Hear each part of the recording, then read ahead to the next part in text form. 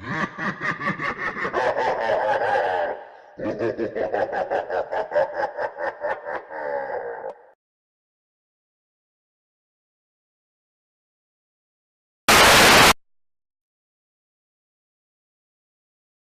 a long day of work, there was nothing that I wanted more than a nice, relaxing shower.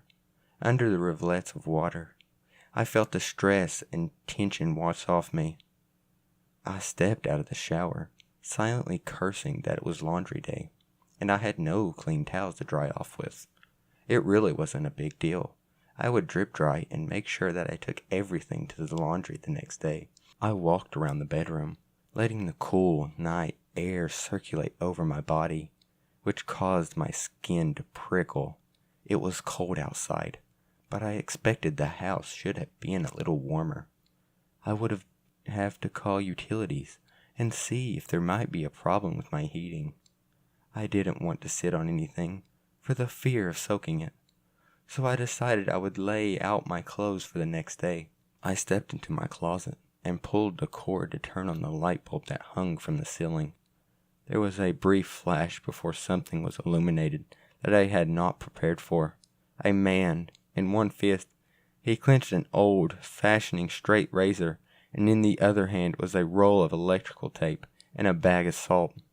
There was a twisted smile plastered across his face that made his intentions very clear. I wanted to scream, but fear paralyzed my throat. I don't know what was scarier, the realization that I was in this situation, stark naked, or the fact that he was too. Tonight I come home to the fragrant smell of roses. It took only a few minutes of investigating to find the source of the smell. My bed was covered in a vibrant crimson color that made my heart skip a beat. It was completely hidden under the layer of rose petals. There was a candle on the dresser, and its light illuminated the message, "I am yours and you are mine. I love you and I want to do something that will take your breath away." It was a very romantic gesture. It would have been more romantic had I not been single for the past 3 years. It would have been romantic had the message not been written in crimson as well. Now I smell iron odor in every corner of my house, and my heart is beating like it is about to rip out of my chest. I can only wonder what they meant by wanting to do something that would take my breath away. We made a lot of promises, typically after making love, when we were covered with sweat and spent from our lust. We would whisper sweet nothings. He had wrapped his arms around me. I could still feel him inside me. He pulled me close and he said it. "Together forever." The car slammed into a tree and pitched me forward. He was stopped by joining me by the steering wheel. I rolled through the woods, a whirling divas of bruises, broken bones, and blood.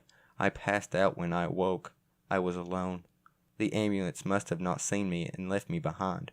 I hobbled home, my bones sucking and popping loudly out of my wound. It took a few days, but I finally reached him. He was heavily medicated. He looked shocked to see me.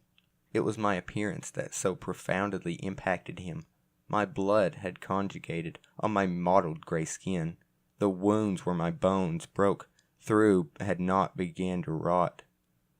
A day of traveling in the hot sun made me bloat up from gases from decomposition, and I looked almost pregnant. I was rotting from the inside out. He was still under the influence of his medication, but that would wear off. I sat down next to him and ran my prescrutant and cold hand over his head. He stiffened as I leaned in close. My words rattled through my broken teeth into his ear. "Together